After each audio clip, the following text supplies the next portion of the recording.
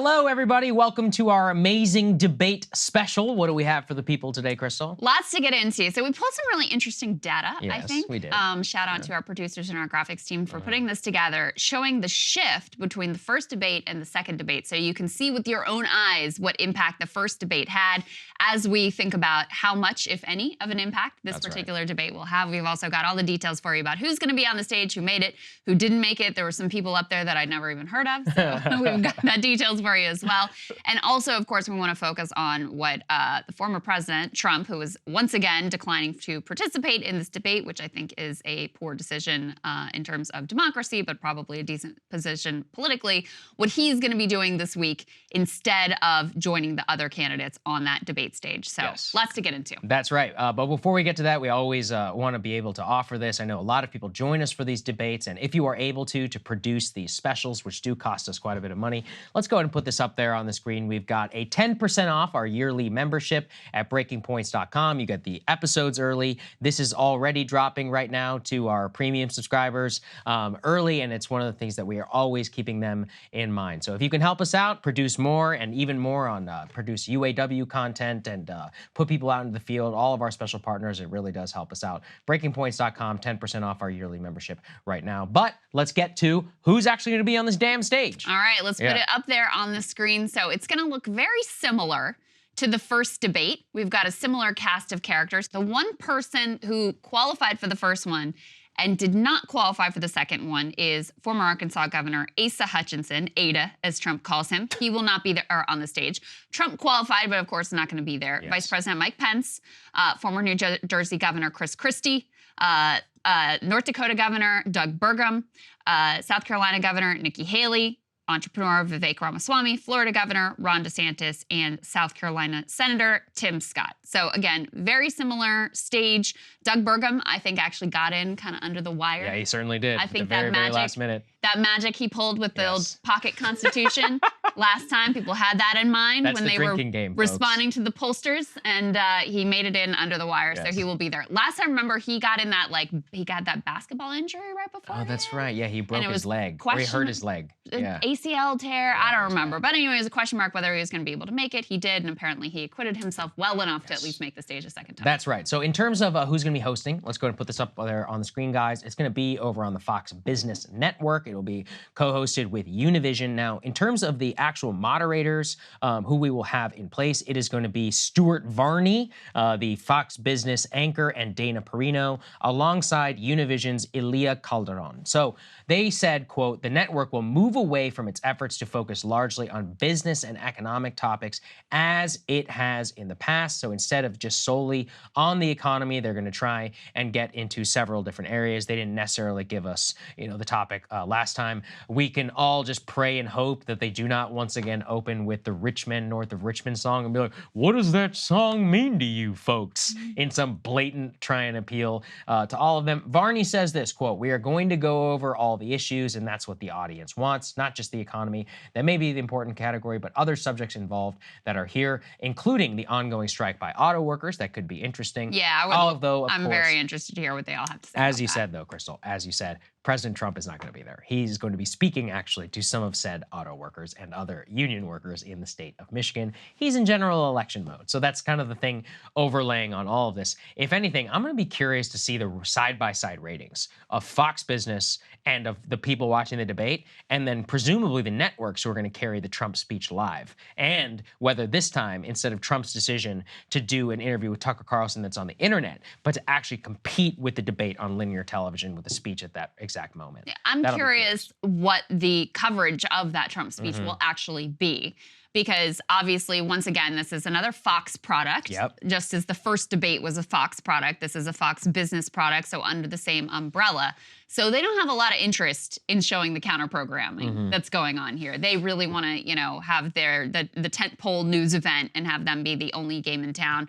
Who knows how the other networks are going to cover it, but honestly, the other networks are kind of irrelevant to a Republican primary base. Good point. So the fact that Fox is going to probably basically ignore whatever he has to say to workers in Michigan. But, listen, let's be real at this point. Trump is dramatically leading in the polls, and the first debate, including his decision not to attend, it really only served to help him because you had more of a fracturing of the people in the Republican base who were open to a Trump alternative. They fractured even more amongst the different candidates. And so guess what? Just like in 2016, guess who that benefits? And so that's the issue. I mean, at this point, it's hard to see how anyone, even if you did have a consolidation, could dethrone him in terms of the Republican base. But that's really the only pathway, is if you have one clear contender who sort of consolidates everyone, all the alternatives coalesce around one contender. It's still early, I guess theoretically that could still happen. But thus far, the first debate only served to exacerbate the fracturing of the potential want to move on from Trump part of the Republican base. Let's go ahead and look at where everybody stands in the polls overall. So obviously Trump sits at the top, 57.3%. Then we've got DeSantis still holding on to second place at 13.5%. Next down the list, we've got Vivek Ramaswamy, 6.8%. Then we have Nikki Haley, who is trying to make a claim for being in that top of the pack. She's moved up to now 5.3%. Mike Pence, 4.2%. Tim Scott, 2.5%. And Chris Christie, 2.5%. And then alone, in terms of the debate contenders, bottom of the barrel, kind of mean, sorry, Doug Burgum, at 0.5%. But even more interesting than this, I really wanted to take a look at how things had shifted from the first debate, because there is a real question of, let's be real, does this matter at all? That I think a lot of people are probably feeling at this point, myself included. There was a little bit of movement after the first debate. Put this up on the screen. This is a national polling average. Trump has improved his positioning a bit since the first debate. So again, that speaks to the fact that this is all only benefiting him. He went from 55% to 57%. DeSantis kind of holding steady, falling off a little bit, fell off about a percentage point in national polling. Vivek in national polling falling off a little bit, mostly staying the same. Nikki Haley, and this is consistent with the national polling and the state level polling, seeing a bit of a surge. She was probably the biggest beneficiary of that first debate, going from 3.2 to 5.3. Mike Pence staying the same. Put the next one up on the screen. We've got polling from Iowa. Trump, again, jumping up about 5 percentage points in the state of Iowa, which is, obviously really key. Ron DeSantis losing ground in Iowa. Nikki Haley surging significantly, 4.6% to 9%. Vivek surging a little bit, a couple percentage points. Tim Scott, who had a bit of, kind of got lost in the crowd, I would say, in the first debate, falling off. New Hampshire, very similar picture here. Put the last one up on the screen. Trump in New Hampshire, more or less staying where he was. Nikki Haley, big jump up here from 3.8% all the way up to 11% in terms of the New Hampshire polling average. Chris Christie gaining a bit. Ron DeSantis falling off about 3 percentage points. And Vivek Ramaswamy also gaining a couple of percentage points. So a little bit of movement here or there. Trump kind of consistently going up. Nikki Haley being the largest beneficiary. That seeming to eat into Ron DeSantis and Tim Scott in particular. Nothing that's a game changer. No, there is no game changer here, and I think you did a great job of just laying it out. The point is, and one of the reasons why I've come to think about this debate and the subsequent actual impact is it's all just a race for number two. And when you start to think about who that number two figure is, I originally thought it might be someone like Vivek Ramaswamy, but Kyle in our last post-debate analysis, I think, had it correct. Anybody who is supporting Vivek, or largely who was really cheering him on in that position, they're just gonna support Trump. Yeah. And so that's why I see Nikki Haley, who is probably the best embodiment of donor class, unreconstructed neoconservatism, unreconstructed Reaganism. If you don't like Trump and you don't like him on personal and policy grounds, then you should support somebody like Nikki Haley and or Tim Scott. And since she had a better performance than any of those other people, she's gonna coalesce that support. Whereas DeSantis is trying to do the same thing that Ramaswamy has done, is effectively the middle way. I'm there on policy, but I'm different on personality. I'm a little bit more radical. I don't carry the same baggage, but I still support Trump in all but name. It's well, okay, but then I'm just gonna support Trump. Yeah. So and also, that's why a lot of people like Trump's personality. a lot of people love Trump's personality. In fact, it's probably the best thing about him if you're a GOP voter. And let's be honest, he's funny. So when you look at those polls, and especially like New Hampshire, for example, why would we see a Nikki Haley surgence there? I'm like, yeah, well, it's because there's a small but not insignificant portion of the Republican Party which doesn't love Trumpian style politics, and they don't like Trumpian style policy, so they're going to support Nikki. But the thing is that the overall number is just not that high. every single one of these people could drop out, Krystal. He's still at 57%. So I really wonder, and we'll actually see in our own ratings too. Are people going to care that much about this debate? Because the last debates, I mean, don't forget this. Obama and Hillary, they debated, I want to say 18 times. Like, it was a blood sport. Yeah. It was a long process. The original GOP 2012 nominee, I want to say there were at least 13, 14 debates. And the reasons why it mattered is people genuinely moved. The Perry, had that moment where he didn't remember which one he wanted to cut. Newt Gingrich surges, almost wins South Carolina. There was all these ups and downs, and people were really paying attention. This time around, people kind of had their minds made up. The first debate didn't really change anything, as we showed you poll after poll after poll. It's really a race for number 5, number 4. So there's no excitement. There's no expectation of changing. And when there's no expectation of change, with the Trump it factor like there was in 2016, it's just very, it's just hard to understate really how little impact that this is likely to have. And if you're now, we could be wrong, and of course we're going to cover it, and we're going to cover it just like we did the last one, because you never know what's going to happen. Yeah, there could be an X factor, but going into it, no big expectations for changes given what happened the first time around. Yeah, I mean, it feels like there's no stakes. Yeah, exactly. It just feels like hard to see how anything that happens on that debate stage is really going to shift the dynamics.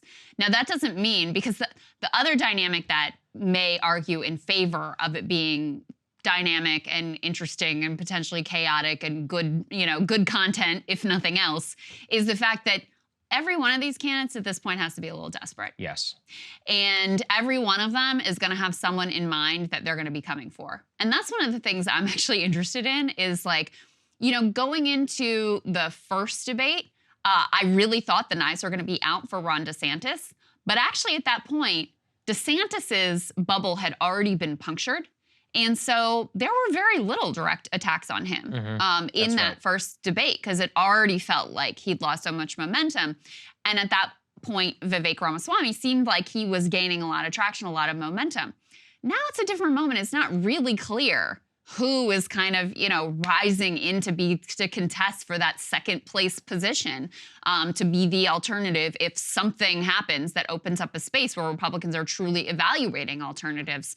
So I am curious who's going to take most of the incoming fire. It could be, since Nikki Haley benefited quite a bit, and is getting a lot of the donor love at this point and media attention, et cetera, it could be that there is a lot of attention paid to her and a lot of attacks coming her way. It could be that because they just find him really irritating and clearly just do not like him, that Vivek continues to be the center of a lot of these fights, which he also seems to welcome and relish and takes advantage of. Screen time. Yeah. Right, exactly. It could be that this time around, DeSantis, who has clung to that second place position in spite of everything, maybe he comes in for the attacks right now. So there are some interesting divides that have emerged within the Republican Party. One thing that I'm certainly going to be looking for, you alluded to earlier, Saagar, is where everybody stakes their positions out on the auto workers strike. Yes, that's right. Especially with Trump in Detroit at that exact moment. Exactly. And with, Biden there speaking for the first time on a picket line, et cetera. And this has become a huge news story that really ordinary Americans are paying a lot of attention to. And while the Republican Party has not changed any of their positions with regards to unions and being sort of anti-union and who they stack their National Labor Relations Board with, et cetera, there's been a real rhetorical shift. And in terms of the Republican base, there has been a massive shift in terms of their views. So that'll be one of the dividing lines on that stage of who is going to at least symbolically offer some sort of support to the workers and who is going to stake out, as Tim Scott did. He said that they should all be fired. Right. And Nikki Haley also made some very anti-union, anti-worker comments as well. So we know which side they'll be on. Where will everybody else position themselves?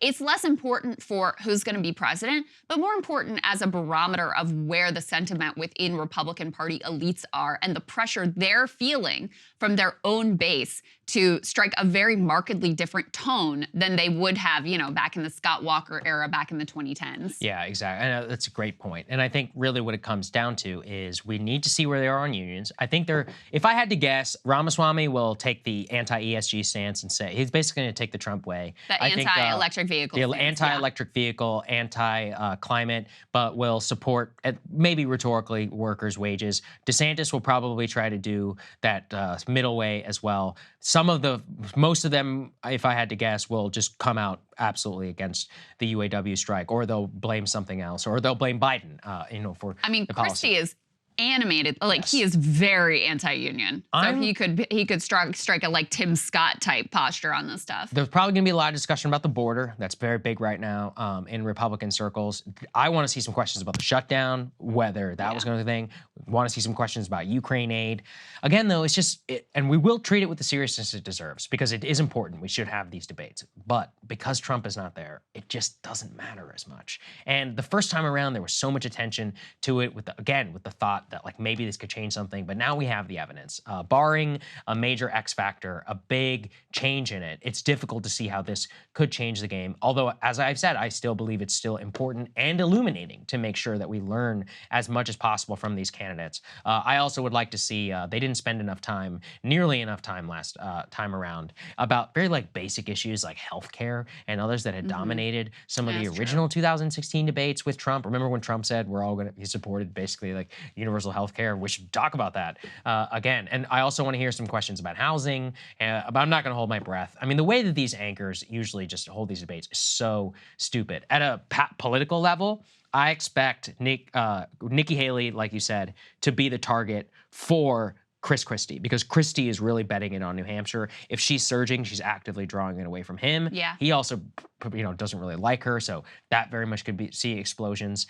In terms of Vivek, he's still going to get, a huge amount of pushback, probably just because of Ukraine. I expect him to come forcefully out against any more Ukraine aid. DeSantis, again, trying to take a middle way, and that could be a fun debate on the stage. But those are the only clashes that I'm trying to predict right now. Yeah, so let's go ahead and put up on the screen where Trump is going to be this week, since he is like the elephant in the room hanging over all of this. Is a CNN write-up. They say Donald Trump will be all across America this week, except on the debate stage.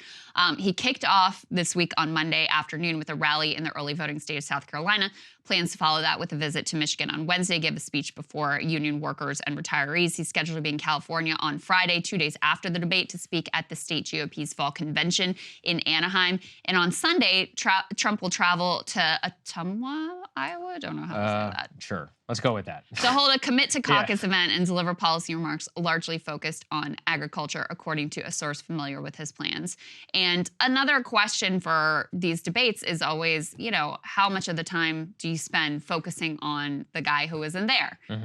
He is doing this counter-scheduling event with workers in Detroit, and the auto worker strike is obviously a big topic of conversation right now and concern in terms of future working people and the economy and all of those good things. So how much are they using Trump and getting people to react to things that he's saying and things that he's doing versus just asking questions directly on the stage? How much are we, talking about the indictments that he's facing and what that means for whether or not he can get elected again, or whether or not he's going to end up in prison, and whether they'd still support him if he is in prison and he's the nominee?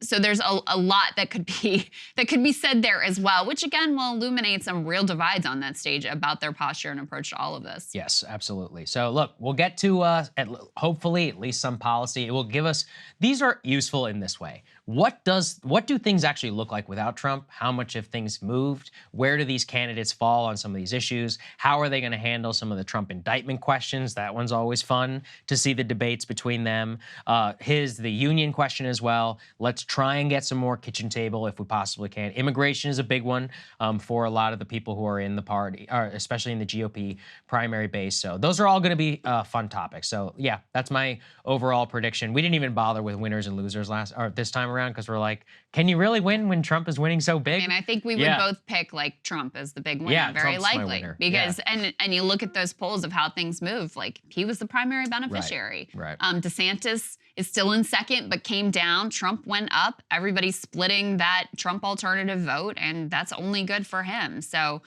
it's hard. Even there was a write-up about how, the donors who have been trying to pick a different horse and try to come up with a strategy for someone else that people could coalesce around, they've also kind of thrown up their hands like, I don't see it happening. Right. There's just too much loyalty to him, too much commitment to him, too divided of a field. Maybe if you led from the beginning with one primary alternative, maybe then you would have had a shot.